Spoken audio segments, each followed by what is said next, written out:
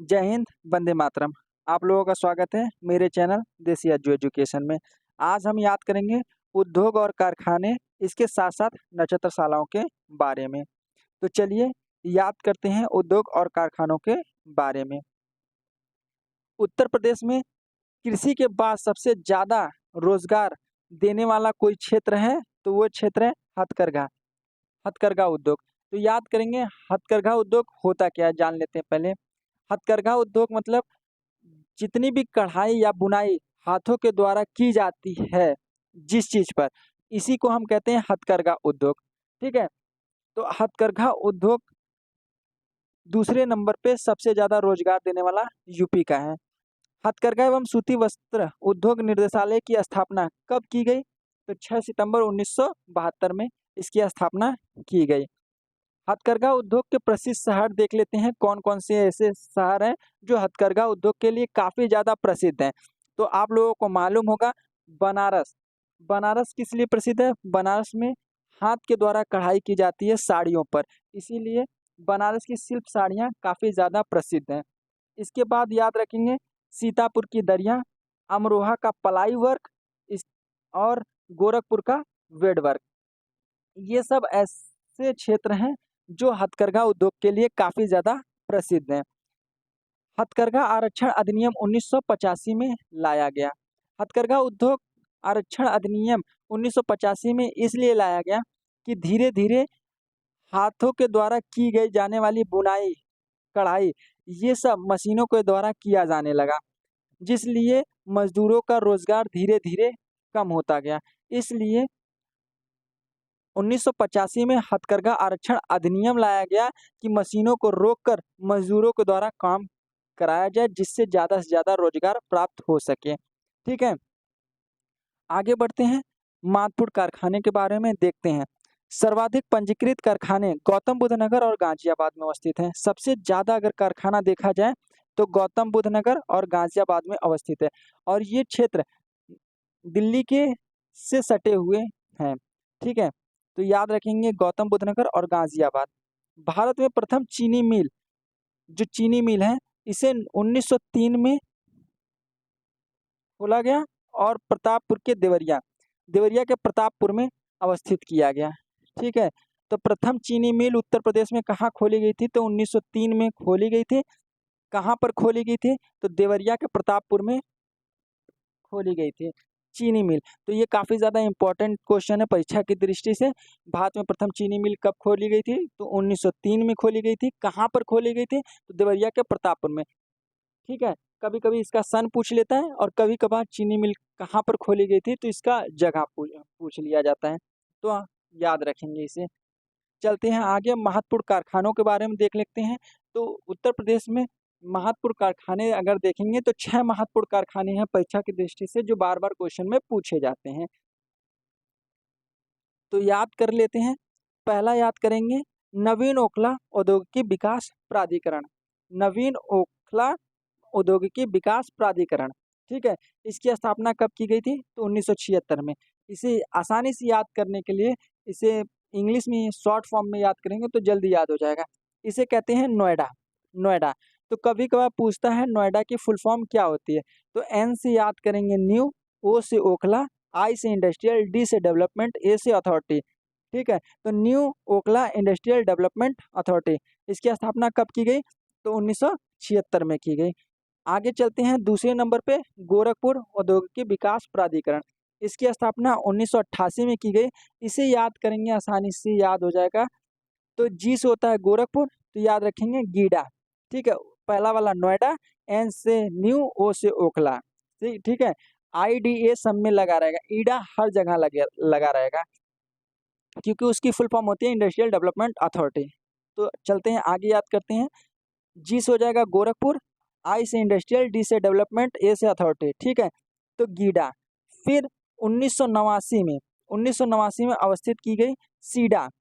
S से याद रखेंगे सतहरिया, एस से याद रखेंगे Satharia, Satharia industrial development authority. तो आई होप आशा करते हैं कि आप स्टार्टिंग के 3 कंपनियों के बारे में जान चुके होंगे। नोएडा और फिर उसके बाद जीएस याद रखेंगे। जी से गोरखपुर, एस से सतहरिया। ठीक है। तो नोएडा, गीडा, सीडा 1976, 1988, 1989। आगे बढ़ते हैं, आगे देखते हैं। चौथे नंबर पर याद करेंगे बृहत नवीन ओखला औद्योगिकी विकास प्राधिकरण। ठीक है, तो इसमें देखिएगा कि सिर्फ बृहत बढ़ गया, जो पहला आपने पढ़ा न्यू ओखला औद्योगिक विकास प्राधिकरण, सिर्फ इसमें बृहत आगे लगा दिया गया, बृहत मतलब ग्रेट, और बाकी सब वही है न्यू ओखला औद्योगिक विकास प्राधिकरण। तो इसे शॉर्ट में याद करेंगे हम लोग ग्रेटर नोएडा। ठीक है, ग्रेटर नोएडा, इसी को कहते हैं ग्रेटर नोएडा। इसकी स्थापना 1991 से लेकर 2006 तक बनकर तैयार हुआ, तो इसे याद रखेंगे ग्रेटर नोएडा। पांचवें नंबर पे लखनऊ। ठीक है, तो इसे याद रखेंगे लीडा। लीडा, एल से लखनऊ, आई से इंडस्ट्रियल, डी से डेवलपमेंट, ए से अथॉरिटी। इसकी स्थापना कब की गई? 2005 में की गई। छठे नंबर पे याद रखेंगे भदोही, जिसका पुराना नाम क्या था? यमुना एक्सप्रेस औद्योगिक विकास प्राधिकरण। ठीक है, इस यमुना का नाम बदल कर ही क्या रख दिया गया? भदोही, इसीलिए इसे कहते हैं बीडा। 2019 में स्थापना की गई बीडा की। तो एक बार फिर से देखते हैं नोएडा। नोएडा के बाद याद रखेंगे जीएस। जी एस, जी से हो जाएगा गोरखपुर, एस से हो जाएगा सतरिया। फिर याद रखेंगे नोएडा पहले याद किया था ना चौथे नंबर पे, फिर आ जाएगा ग्रेटर नोएडा। तो ग्रेटर नोएडा को छोड़ देंगे, फिर याद रखेंगे एल बी। एल से हो जाएगा लखनऊ, बी से हो जाएगा भदोही। तो आई होप आशा करते हैं आप लोगों को ये कंपनियां याद हो गई होंगी। इसके कभी कभी सन पूछ लेते हैं, तो सन भी याद रखेंगे। नोएडा का 1976, गीडा का 1988, सीडा का 1989, ग्रेटर नोएडा तो काफ़ी लंबा चला था, लीडा का 2005 में और बीडा का 2019 में। अब चलते हैं नक्षत्रशाला, याद करते हैं उत्तर प्रदेश के सभी नक्षत्रशालाओं के बारे में।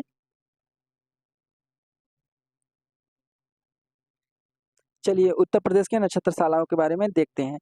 उत्तर प्रदेश में नक्षत्रशाला, उत्तर प्रदेश में प्रौद्योगिकी एवं विज्ञान का गठन 1975 में किया गया। इसे याद रखना, अगर कभी कभी क्वेश्चन पूछेगा प्रौद्योगिकी एवं विज्ञान का गठन उत्तर प्रदेश में कब किया गया, तो 1975 में किया गया। उत्तर प्रदेश के बारे में जानकारी प्राप्त कर अगर चाहते हैं, तो पहले इससे बेसिक जानकारी आप लोगों को होनी चाहिए, तभी आप उत्तर प्रदेश के बारे में जान पाएंगे। उस बेसिक जानकारी में आप लोगों को जिले के बारे में, हर एक जिले के बारे में आपको जानकारी होनी चाहिए। 75 जिला कौन कौन से हैं, और वो कौन से जिले पूरब में है, कौन से पश्चिम में, कौन से उत्तर में, कौन से दक्षिण में, आपको इनकी जानकारी अगर होगी, 75 जिलों के बारे में आप याद किए रहेंगे, तभी आप बहुत आसानी से उत्तर प्रदेश के बारे में जान सकेंगे और उसके बारे में लिख सकेंगे। तो आप लोग अगर बेसिक जानकारी जानना चाहते हैं और टॉपिक वाइज उत्तर प्रदेश को देखना पढ़ना चाहते हैं, तो हमारे वीडियो में सीक्वेंस वाइज इसे पढ़ाया गया है, तो आप जाकर वहां से वीडियो प्लेलिस्ट में देख सकते हैं। पूरे क्रम से लगाए गए हैं टॉपिक। ठीक है, आगे चलते हैं। विज्ञान के क्षेत्र में यूपी का सर्वोच्च पुरस्कार कौन सा है? तो विज्ञान गौरव सम्मान। विज्ञान गौरव सम्मान जो है यूपी का सर्वोच्च पुरस्कार है, किस क्षेत्र में? विज्ञान के क्षेत्र में। ठीक है, यूपी में 4 नक्षत्रशालाएं हैं, इनमें से 3 नक्षत्रशाला ऐसी हैं जो परिषद के अंतर्गत आती है, और चौथी नक्षत्रशाला जो प्रयागराज में अवस्थित है वो ट्रस्ट के नियंत्रण में है, वो ट्रस्ट के नियंत्रण में है। तो उत्तर प्रदेश में कुल कितनी नक्षत्रशालाएं हैं?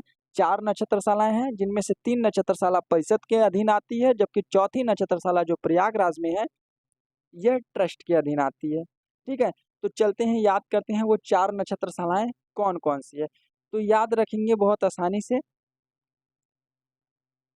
जो चौथी सबसे लास्ट वाली जो नक्षत्रशाला जो है, चौथी वाली जवाहरलाल नेहरू नक्षत्रशाला, इनकी ही बेटी इंदिरा गांधी के नाम पर पहली नक्षत्रशाला है। तो पहली नक्षत्रशाला याद रखेंगे इंदिरा गांधी नक्षत्रशाला। ये कहाँ पर अवस्थित है? तो लखनऊ में अवस्थित है। कहाँ पर? सूरजकुंड पार्क में अवस्थित है। तो याद रखेंगे जवाहरलाल नेहरू चौथे नंबर पे हैं, और उनकी पुत्री जो थी वो थी इंदिरा गांधी। इंदिरा गांधी नक्षत्रशाला कहाँ पर अवस्थित है? लखनऊ में, सूरजकुंड पार्क में। दूसरे नंबर पे याद रखेंगे वीर बहादुर सिंह नक्षत्रशाला। वीर बहादुर सिंह यूनिवर्सिटी जो है वो जौनपुर में अवस्थित है, जबकि वीर बहादुर सिंह नक्षत्रशाला जब पूछेगा तो ये आपका गोरखपुर में, ये आपका कहाँ पर अवस्थित है? गोरखपुर में। तो इंदिरा गांधी नक्षत्रशाला लखनऊ में, वीर बहादुर सिंह नक्षत्रशाला गोरखपुर में। इसके साथ साथ याद रखेंगे तीसरे नंबर पे आर्यभट्ट नक्षत्रशाला। आर्यभट्ट नक्षत्रशाला का पुराना नाम जो था वो भीमराव अंबेडकर जी के नाम पे था, ठीक है। और ये कहाँ पर अवस्थित है? रामपुर में अवस्थित है। ये कहाँ पर अवस्थित है? रामपुर में अवस्थित है। लेजर पे आधारित ये प्रथम नक्षत्रशाला है यूपी की, ठीक है। तो आर्यभट्ट नक्षत्रशाला जो है इसका पुराना नाम क्या था? भीमराव अंबेडकर था। और ये कहाँ पर अवस्थित है? रामपुर में। ये किस पर आधारित है? लेजर यंत्र पे आधारित पहली नक्षत्रशाला है। और वैसे देखा जाए तो इंदिरा गांधी है, ठीक है। और चौथे नंबर पे याद रखेंगे जवाहरलाल नेहरू नक्षत्रशाला। ये कहाँ पर अवस्थित है? तो प्रयागराज में। प्रयागराज के आनंद भवन में ये अवस्थित है। यही जो है ये ट्रस्ट पर आधारित है। तो एक बार फिर से रिवीजन कर लेते हैं। पहला याद रखेंगे पहला याद रखेंगे इंदिरा गांधी, दूसरा याद करेंगे वीर बहादुर, तीसरा आर्यभट्ट नक्षत्रशाला और चौथा जवाहरलाल नेहरू। जवाहरलाल नेहरू नक्षत्रशाला जो है आप लोग अगर देखे होंगे तो प्रयागराज के आनंद भवन में अवस्थित है। वीर बहादुर गोरखपुर में है, इंदिरा गांधी लखनऊ में, आर्यभट्ट नक्षत्रशाला रामपुर में है। आशा करते हैं कि आप लोगों को ये चीज़ें याद हो गई होंगी। अगर याद नहीं हुई होगी तो आप एक बार इसे फिर से रिवीजन कर सकते हैं। और फिर मिलते हैं नेक्स्ट वीडियो में। तब तक के लिए जय हिंद, जय भारत।